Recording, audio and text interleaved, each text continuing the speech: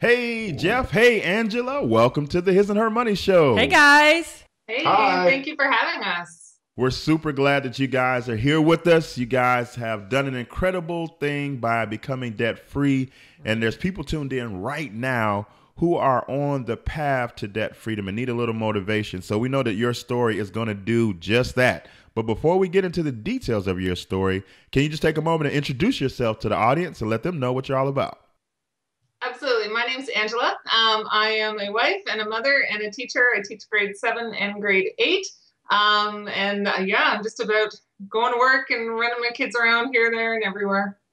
My name is Jeff, father, Mac tool salesman, stagehand for the local community theater club. And again, running around chasing the kids. Awesome. So let's talk about how you guys chased away that debt, okay? So tell our audience a little bit about the debt that you had. How much was it in total? What did it consist of? Give us a little details on it. Absolutely. So in total, when we finally decided to get rid of it, we owed $58,704.10. And that was made up of, I had 2 student loans that I'd already been paying on for 10 years already. So I had the remainder of those student loans. We had 4 credit cards. Yep. We had 2 lines of credit, and then we had a car loan. Awesome. That's incredible. Yeah. But really, nothing that you mentioned is out of the ordinary. It's kind of the norm. Yeah, everybody's got that, right? Absolutely. Absolutely. What was it for you all that kind of made you have this moment, this epiphany to say, you know what? This is typical, but we don't want to be typical. We don't need this debt in our life. Talk to us about what happened to made you all even launch out on this journey to debt freedom. I just remember it as we got back from Disneyland and all of a sudden we got to get out of debt.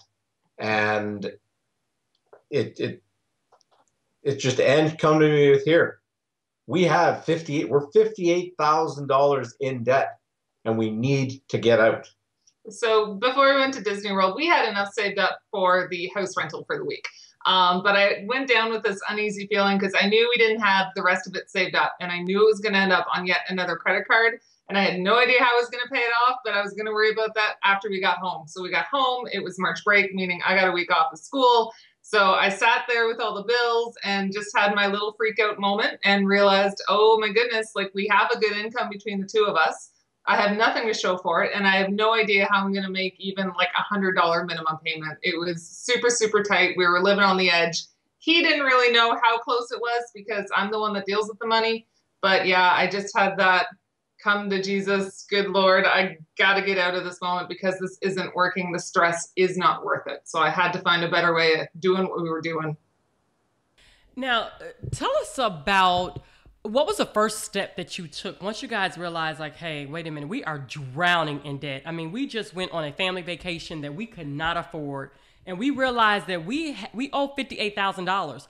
After you had that initial conversation, what was the first step that you took? Of course, we followed the Dave Ramsey baby steps. So we did our $1,000. But after that, I think for me, the biggest thing was figuring out where we were spending all of our money because I didn't really know where it was going. So I pulled 6 months worth of bank statements and I went through them with a fine tooth comb. I pulled on my credit card statements, went through those and looked for areas where we were absolutely wasting our money. Just by doing that spending analysis, that was huge because then I knew when we sat down to do the budget where the holes were that we needed to focus our attention on. What did we have to get rid of? What spending areas, what weaknesses did we have? So that was huge. And then, of course, just getting on that budget, but checking in and sticking with the budget, and then taking all of that extra money that we found because all of our spending leaks were filled. We weren't going there anymore. Target was no longer a place I could go to. So once we sort of stopped the leaking, then we were able to take all that money we used to be wasting and just start piling it towards the debt. Jeff, what was your reaction? You said that Angela just came one day, you just came back from the happiest place on earth and you're ready to get back into the swing of things. And then boom, honey, we're in $58,000 worth of debt. We need to do something about it. What was your reaction? Well, the debt was, okay, we need to do something about it. And we had tried other get out of debt plans where you tried to do a whole bunch of things all at once. And again, the Dave Ramsey baby steps, it was a simple process of here, you do step 1, and then we move on to step 2. And that's the reaction was just, oh, Dave Ramsey, oh, this is just another get out of debt thing. I'll follow the plan as long as we're going to stick with the plan and as long as the plan is going to work. And that was my initial reaction, was just, this is another get out of debt program. We'll try it. It's probably not going to work, and we'll probably just continue going on the credit card and paying off the credit card and then putting it on a credit card and paying off the credit card. I didn't expect the results that we saw with Dave Ramsey's baby steps. Now, what do you think, both of you are, what do you think was the problem before, to where you said that you tried this and you tried that, but it did not work, but this time it did? What was different? I think before, those old habits just started coming back. It was hard to break the habits that you didn't necessarily know were there, because I never really took the time to acknowledge my behavior and look at it sort of straight in the eye and go, oh, that's where I'm spending all my money.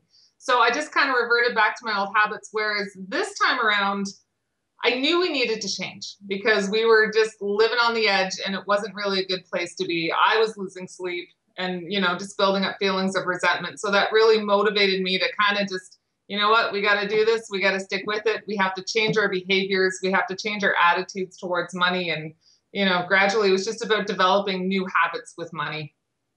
Yeah. So, and how long did it take you guys to pay off that $58,000? 2 years and 2 weeks. Wow. Nice. That's nice job. Amazing. That's amazing. So, practically speaking, what were some of the strategies that you guys put in place in order to knock out this debt in such a short period of time? Absolutely. So we really narrowed our budget down to what our main priorities were. So obviously, the 4 walls, the things that were important to us, and then cut out a lot of the extra stuff. So that was the first thing that we did. And then in order to help build momentum, we each looked at ways of bringing in extra money. So he picked up work with the city, doing the stagehand crew. I started a YouTube channel documenting my journey that thankfully has earned me a little bit of extra money along the way. And really, again, just taking all of that extra money and just continuing it to pile towards the debt, along with the extra money that we were able to squeeze out of our budget. That's awesome. Now, you guys have children as well. So how did the children like this? I'm sure that they noticed that, hey, maybe you guys weren't going out to eat as much. You all weren't going, on little special family vacations. So talk to us about the process of that. Did you guys sit your children down and have a conversation with them? How did that go? Well, Dave's plan is it's focused and based on the monthly budget. And the kids got to hear it early and often. Hey, we'd like to do this. And our answer was, it's not in the budget. And here, this new movie comes out. We want to go see it. It's not in the budget. And it wasn't, you can't go see the movie. You just have to plan to go and see the movie. So we, just by focusing on a budget and keeping regimented that way, if we didn't have the money, if we didn't write down that here, we're going to go out to the movies, I'm sorry, kids, it's just not in the budget. And they heard that so often early enough that when other friends would ask them, hey, we want to go here and we want to go there, they'd almost look at us and we'd either give them the nod that we've got a little bit of extra money this week, that here, we can put this money over to float $5 or $10. Or if it was a night at the movies, which is around 30 to 40 bucks, they'd look at us and it's sorry, kids, it's not in the budget this month.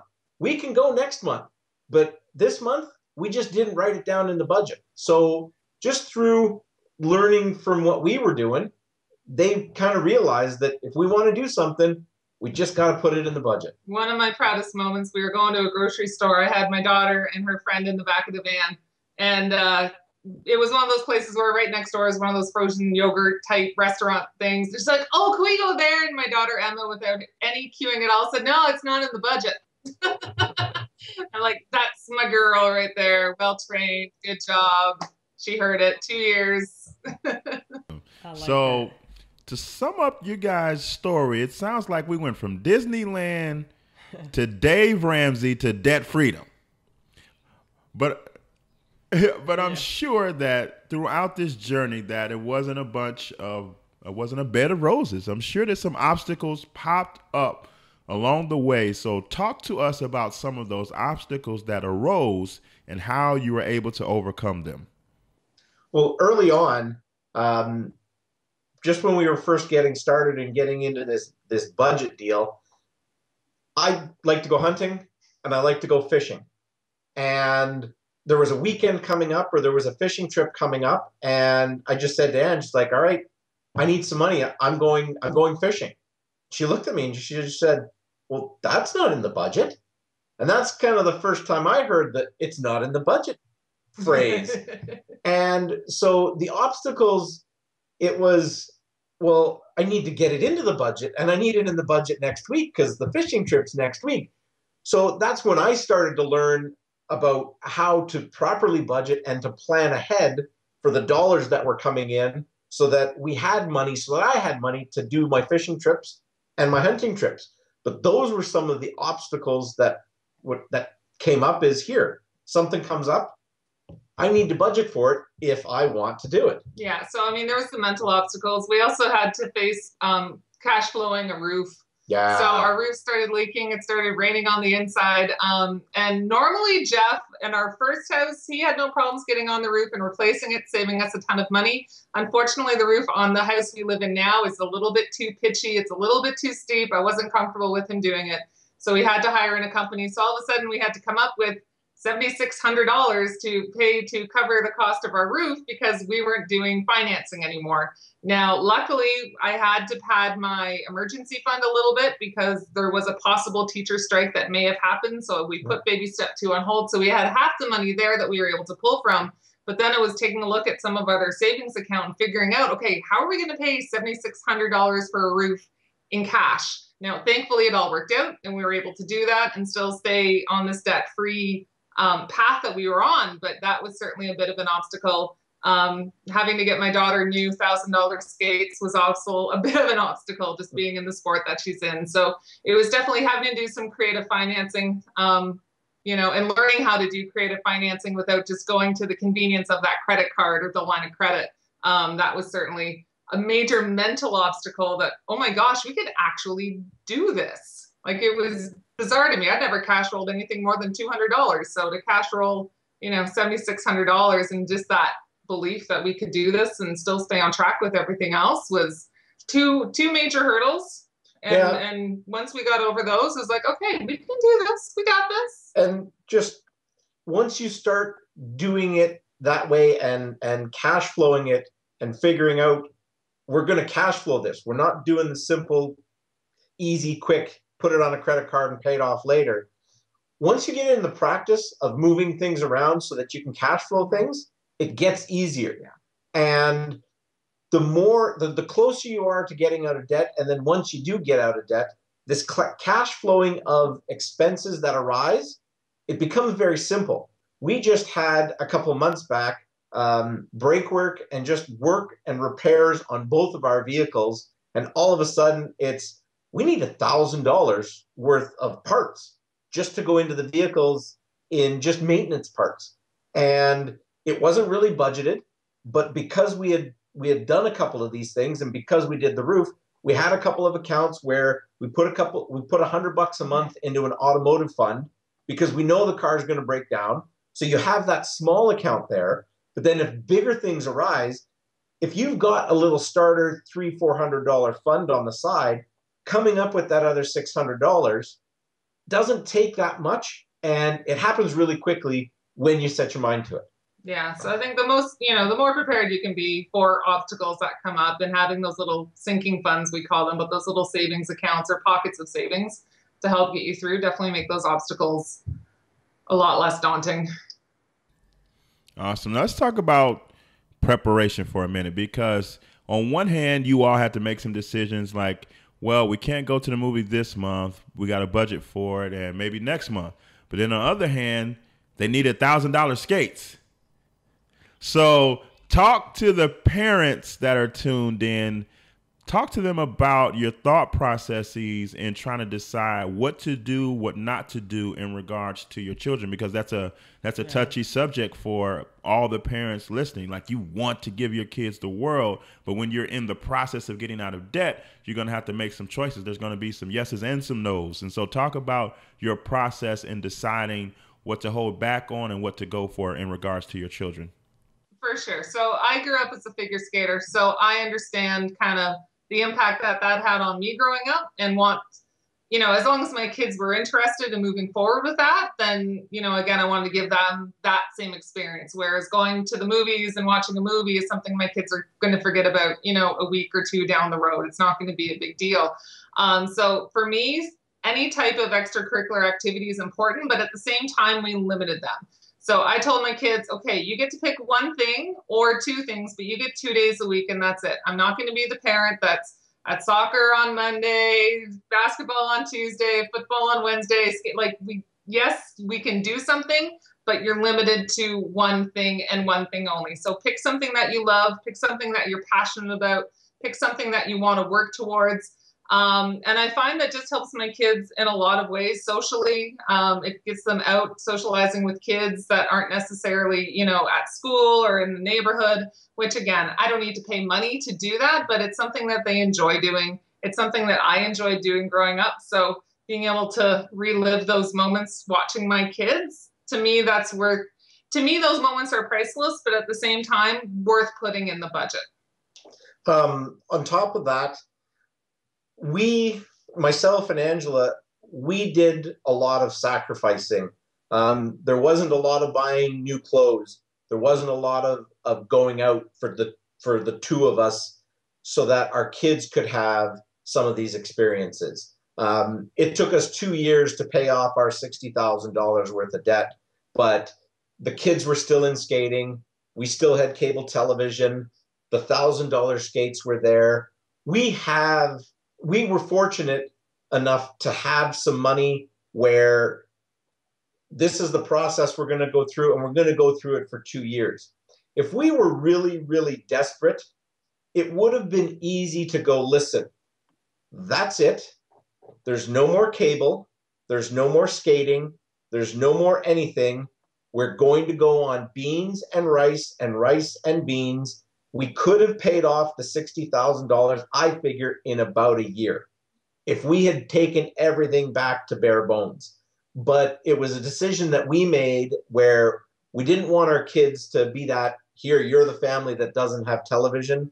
You're the family that doesn't do anything and is not allowed to do anything, even for that 1 year, because as they're young, we kind of just want to keep them normal. So we kept the kids normal, but ourselves, we kind of made some sacrifices where it was, do we want to go out to this event or do we want to do this event?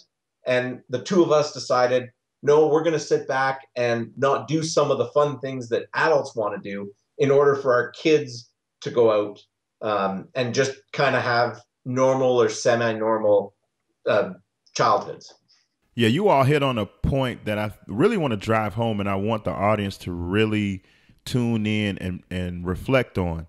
When you are dealing with personal finance, it's personal, right? It's not one size fits all. So it's important, especially for the married couples that are tuned into the show, to realize that you two come up with a plan. You two hold yourself accountable. Don't let anybody on the outside come in and detour you off the plan. What Jeff and Angela did, what you guys did, was incredible, because you all could have, like you said, just said, you know what? Everything must go and it's all over until we're done. But you all made a family decision to say, you know what? We're going to be self-sacrificing so that our kids can have some semblance of some normality as we go through the process. Yeah, it might take us a little bit longer, but that's the decision that we're making as a family. So don't be afraid to make a family decision, even if it's going contrary maybe to the book that you're reading from your favorite finance person. At the end of the day, you got to take all the information that you can. You all have to craft a plan, and then you got to stick to the plan and hold each other accountable to the plan. So I love that you all personalized your journey, and because you guys stayed on the same page and you both knew what the plan was, you guys were able to become successful at it. So kudos to both of you on that. Yeah, love that. So talk us through that moment when you guys paid that very last debt payment. What was it? How much was it? We want to know everything. I documented the moment, I recorded it, I put it up on my YouTube channel, and I have to be honest with you, what was the final payment? Like a couple $1,000s. And I hate to say it, but it was like the most anticlimactic moment I think I've ever had in my life. I expected like streamers to fall from the sky and fireworks to start going off and feel this wave of emotions. But I think what I felt was just kind of disbelief that that was actually my last payment. I'd been making debt payments for like 20 years by that point. So I got my first credit card at 19, and every month for 20 years, I made debt payments and I didn't know anything different. So when I made that final one, I kind of went, "Yay, we're debt free." And then I was like, okay, now what? Like, I didn't really know what to expect. So I think we had the opportunity to go down to Tennessee and do the big Dave Ramsey debt free scream. And I think at that moment, 2 months later or 3 months later, however long it's been, that was when I actually felt like, oh, wow, like I am debt free. Like, it's for real. I don't have payments. I have a bank account now. But so yeah, it was very kind of anticlimactic, I found. I think it kind of, yeah, the moment itself when you're debt free, anticlimactic. A month later, when you don't have any more bills, and it's like, oh, I gotta go pay that. Oh, wait a minute, no, I don't. And 2 months later, I still don't have to pay that bill. So I'm gonna take this money and I'm gonna do what I want with it. I'm gonna put it into baby step 3 and carry on. Yeah. So and the debt-free scream is very fulfilling. It was an amazing day. The highlight of our 2 weeks of vacation, for me anyway, and I think we both agreed, the highlight of our vacation this year was being at Ramsey Solutions. Wow, we'll make sure that we will include the video in the show notes, so definitely check it out for sure. So talk to us about what life is like now. Compare life now that you're debt free compared to that moment where you plopped the $58,000 bill pile on Jeff's lap. What's the difference between life then and life now? Well, we're as Dave says, we're weird because we're that couple that doesn't have any debt, and we hang out with other couples and we don't flaunt it. But we hear other couples talking about, oh, there's this and oh, there's that, and this is expensive, and I just bought a new car, and we look at the new cars, and it's like, how can you afford that? Well, it's easy, it's payments, and it kind of gets to us like, you have no idea, and we really can't tell them, you have no idea what you've just done. Like, you're crazy. Because we've been through this, but until you get through it, you have no idea how in debt you really are. And it feels so uplifting that when we walk around, it's just here. If we want to buy something, we either have the cash to buy it or we don't buy it. Mm-hmm. It's not a decision of, oh, I really want this, so I'll just put it on my card. No. You either have the money for it or it's just not there. Yeah, there's definitely a lot of freedom that comes along, just the feeling of relief. Jeff mentioned we went away on vacation for 2.5 weeks and we have no remorse. We have no regrets. There's no anxiety about going to the mailbox anymore and seeing the bills sitting there. That's right. It's so much less stress. But I have to say it's really skewed, like Jeff said, the way I look at people and how they're handling their money. So if I'm at the grocery store and I see someone take out their credit card, it's like nails down chalkboard to me now. I'm like, oh, that's really bad, but I can't say anything, but it's really bad. So yeah, it's changed my viewpoint, and I think we're happier people. Very much. Yeah, we're just happier. We're just, everything is just, like I say, the stress factor is, now we can worry about other things. We don't necessarily have to worry about money anymore, which is good. So what has this debt freedom journey, what type of impact has it had on your marriage? Oh, we are so much closer than we were because we have to communicate now. Before, I think even with our work schedules, I kind of work during the day. I come home. Oftentimes he's picking up a shift at night. We're just sort of like two ships passing in the night most days, or, taking one kid here, taking the other kid there. So it really has forced us to sit down and have a really, really good conversation at least once a month. And just the open and the honesty now, we're not hiding, not that we were hiding a lot of things from each other, but every now and then I'd probably go buy myself something and then just forget to tell them, or so there's no more hiding anything. It's much better. The communication is much improved. The stress is gone. It's just, yeah, it's so much better. Not that it was bad before. Yeah, but we're on the same page with the money that's coming into our family and how we're going to spend it on our family. And it was something that before Dave Ramsey, we didn't speak of it. She got a paycheck, I got a paycheck. It went into certain accounts, and from those accounts, we took money out to pay credit card bills, and we took money out to pay the mortgage. And it was just, a lot of the times it was, where are we going to get the money for this, and where are we going to get the money for that? And there was a credit card payment due, and we're not going to have that money, or I'm going to have to go into, I'm going to have to pay this credit card with this line of credit for now until I get paid. And we just weren't communicating about money. And once you communicate about money and we know where it's all going, communicating about everything else becomes so easy, because here we talked about the hard stuff. This other stuff, this is simple, because money, this is the way we get around in the world, is you got to do it with money. You can't really get around without money. It gets you everywhere. So when you're on the same page with your partner about, here's how the money's coming in and here's how it's going out, and you're in agreement, then everything else in the marriage is very, very easy to talk about. Was it difficult for you guys to get on the same page? No, I told him what to do and he did it. Pretty much what it is. He's a smart man. I don't know. Once we knew that it was like, this was it, we had to do something to change. We were both willing, like Jeff said, to give up the things that perhaps we were splurging on ourselves.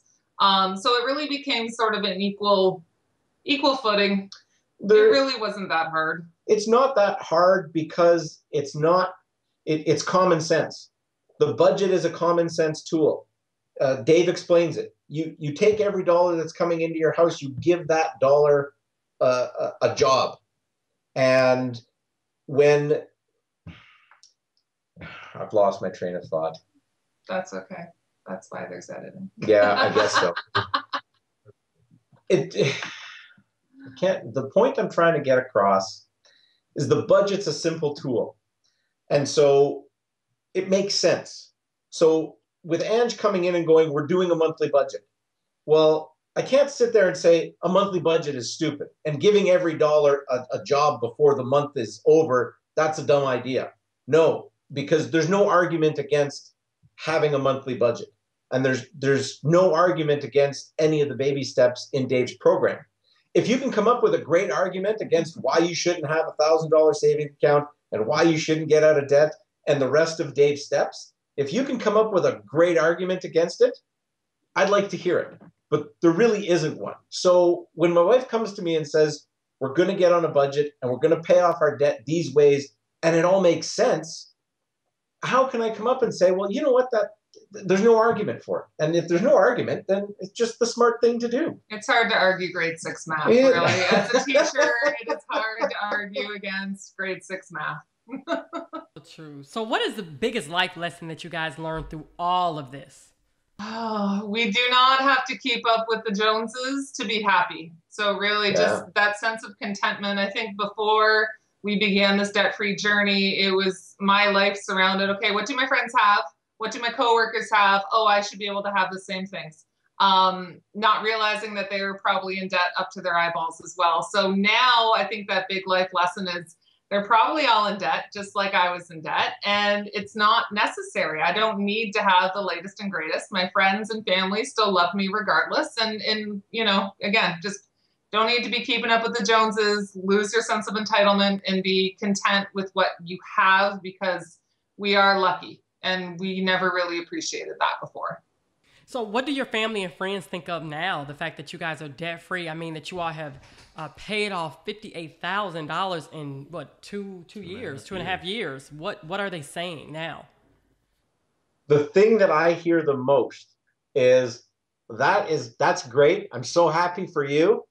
I could never do that. And you want to tell them, no, you really can. So you can. It's easy. I don't think it's not easy, but It's not easy. It's sacrifice, but it's worth it.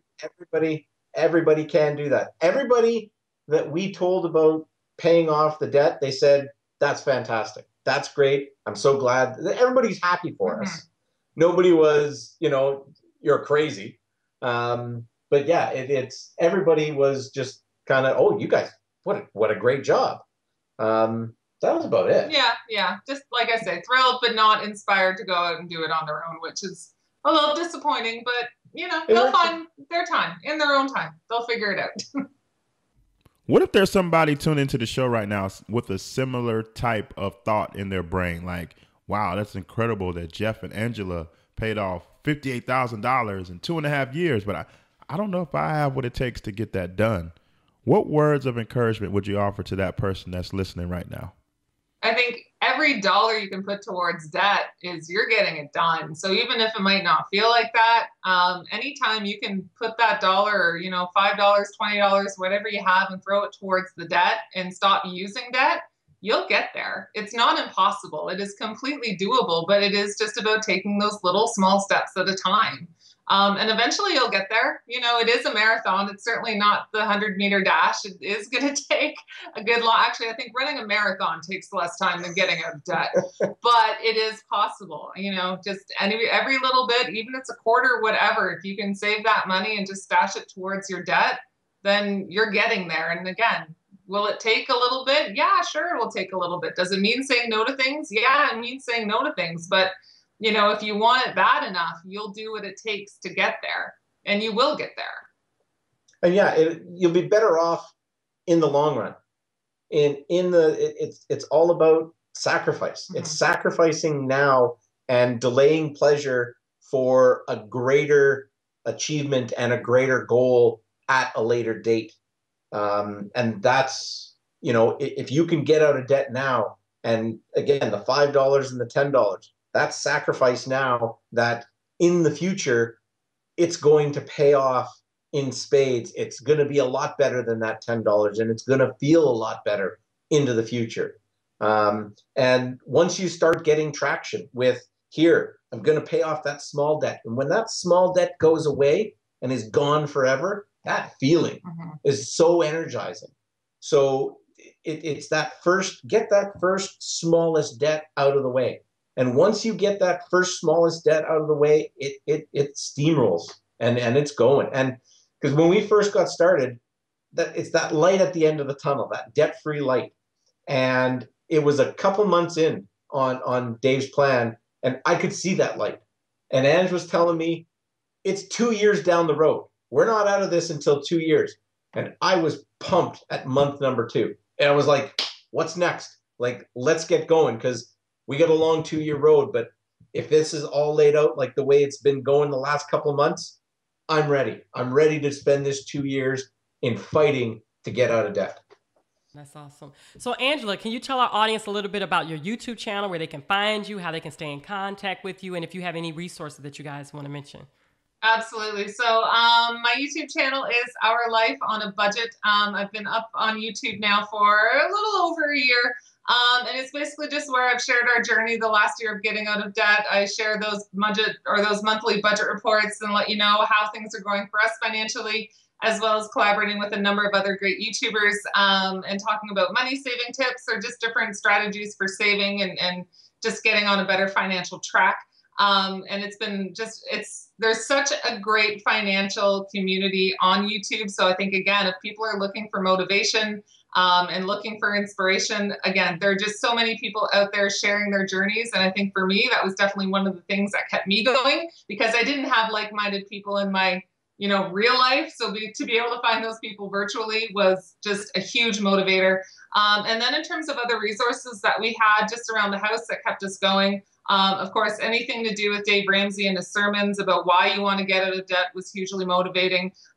There's also we are from Canada, so there's a couple of Canadian authors out there. Gail Vaz Oxlade is the Canadian version of Dave Ramsey. Her Money Rules book is fantastic. And if you can imagine her Jamaican accent while she's, screaming at you through words, it's absolutely a fantastic read, very entertaining.